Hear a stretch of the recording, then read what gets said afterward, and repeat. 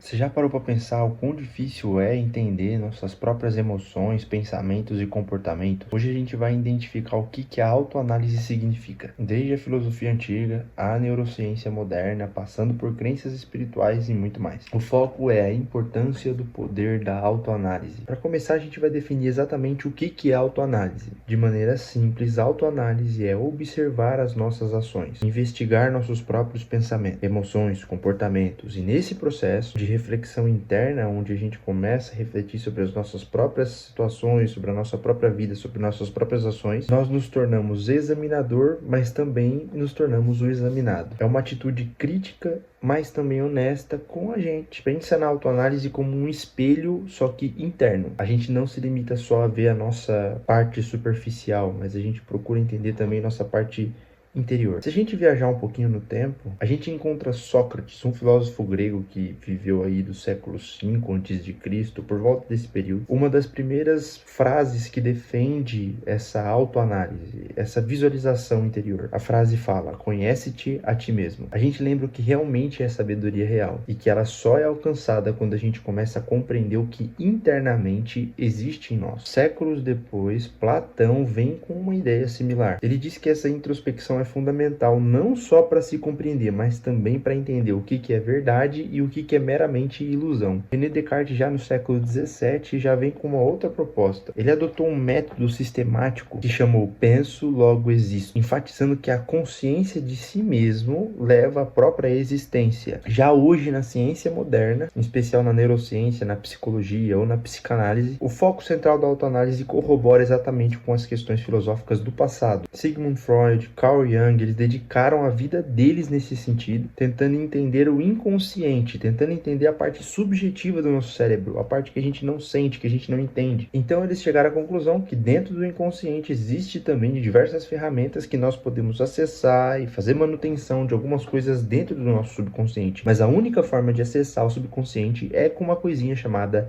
autoanálise. Jung falava sobre individuação. É um processo de integração à psique que faz com que a pessoa se conheça, se aprofunde nela mesma, a ponto dela reconhecer até mesmo as sombras que existem dentro dela. E a neurociência diz que quando nós conseguimos nos conhecer em certos níveis profundos, a gente literalmente consegue se reprogramar. Te convido para participar da nossa comunidade Café Pensante. O link está aqui na descrição e é de graça, corre lá. Praticando a autoanálise, de acordo com a neurociência, a gente consegue reprogramar nossas sinapses. A gente consegue ressignificar padrões e até mesmo mudar comportamentos repetitivos. Em praticamente todas as tradições espirituais do planeta, a gente encontra o foco e o encorajamento sobre a autoanálise, o olhar para dentro. No cristianismo, Cristo constantemente fala sobre negar-se a si mesmo. Antes de me negar, eu preciso me conhecer. É um princípio básico. É impossível se negar sem se conhecer. Portanto, negar-se a si mesmo já te conecta com a ideia de se conhecer, de olhar para o seu interior. Ou Jesus também faz a gente refletir em momentos onde ele julga, faz o sermão da montanha ali,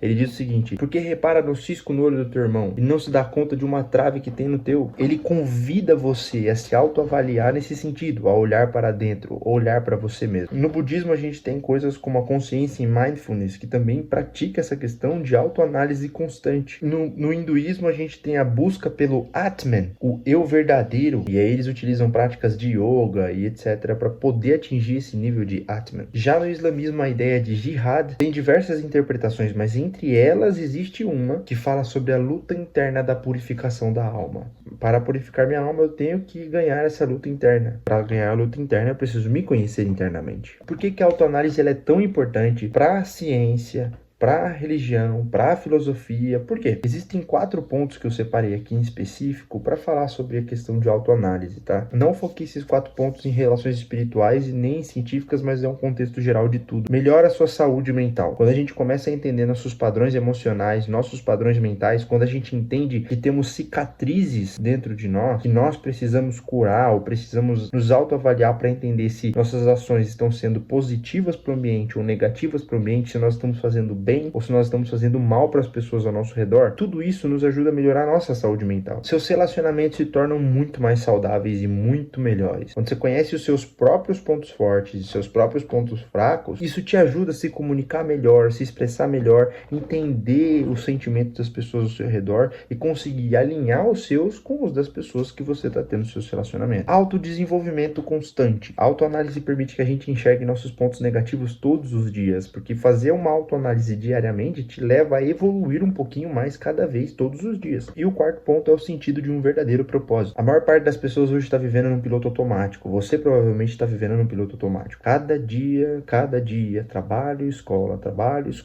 casa, namoro. Trabalho, escola, casa, namoro. Você não tem um propósito, você não tem um foco. E a falta de um propósito te leva a ser cada vez menos conhecedor de si mesmo. Mas aí vem uma pergunta muito boa que talvez você tenha se feito durante todo esse vídeo. Como que eu faço uma autoanálise de fato? Primeiro que você precisa criar um espaço de silêncio e solidão. Não tem como você fazer uma autoanálise com barulho ao seu redor, com pessoas te chamando e com você interagindo com outras pessoas. Você precisa estar num espaço só seu para fazer uma verdadeira autoanálise. Você precisa se contestar. E é exatamente assim que você faz uma boa autoanálise. Escrever um diário também te ajuda a fazer uma autoanálise. Quando você começa a escrever o que você sente, depois você para ler, você literalmente está se analisando o que passa na sua cabeça. Ajuda muito. Escrever o que você pensa, depois ler, você consegue entender um pouquinho do que está acontecendo dentro da sua cabeça e fazer uma autoanálise que de fato vai ser enfática. Meditação, oração, e na exposição dos seus sentimentos para Deus, você já entende, faz uma autoanálise nessa exposição de como que está a sua situação, aonde você está errando e aonde você tem que melhorar. Então até oração e meditação funcionam muito para uma autoanálise eficaz. E terapia e acompanhamento profissional. Tem muito crente que tem uma aversão à terapia, tem uma aversão a se tratar mentalmente. Isso é ridículo.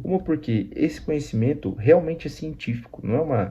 da mesma forma que você fala de um psicólogo, você deveria falar de um médico. Então você que é crente e fala que psicólogo é coisa do capeta, fala, ele estudou para isso, então é do demônio, é tudo mentira. O médico também é mentira. Então procura entender um pouquinho mais e abrir o seu coração para terapia e para psicologia, porque realmente é funcional e é necessário para nossa vida. A autoanálise é um caminho até que simples, mas ao mesmo tempo ele não é nada prazeroso, tá? Você lida com seus medos, com suas fraquezas, com seus problemas, você lida constantemente com os seus pontos fracos, com suas cicatrizes, com suas dores, com seus traumas. E nesse período de tempo que você está lidando com isso, além de fugir disso, além de só fugir disso, você começa a tentar resolver esses problemas de forma eficaz. Você entende direções, vão encerrar ciclos na sua vida quando você faz uma autoanálise. Vai ter pessoas que vão cair fora da sua vida e vão ter pessoas que faziam parte que vão voltar para sua vida, porque basicamente você fez uma autoanálise eficaz. Dessa vez você realmente conseguiu. Então, depois de tudo isso que eu falei da autoanálise, o convite que eu faço no final desse vídeo é: olhe para dentro de você. Reconheça suas qualidades, suas vulnerabilidades, seus problemas, seus fracassos, suas falhas, suas cicatrizes, seus traumas. Lide com eles. Para de fugir deles. É um pouquinho assustador. Só que no final de todas as contas, quando você analisar o contexto geral, você vai ver que o simples fato de você ter analisado você mesmo, lutado contra seus traumas, lutado contra os problemas, lutado contra suas dores, você literalmente vai conseguir alcançar um novo nível de evolução, um autodesenvolvimento pessoal. Você vai se tornar uma nova pessoa, uma pessoa que não vai fugir dos seus medos, uma pessoa que não vai chorar nos seus traumas, uma pessoa que não vai procurar empecilhos para viver. Você vai conseguir viver sem que os empecilhos te atrapalhem, entendendo que eles fazem parte da sua construção, fazendo com que eles se afastem do seu caminho e você possa passar tranquilamente nessa jornada que se chama vida. Muito obrigado por acompanhar esse vídeo até aqui. Por favor, se inscreve nesse canal, deixa o teu like, comenta para ajudar a gente. Falou e até amanhã.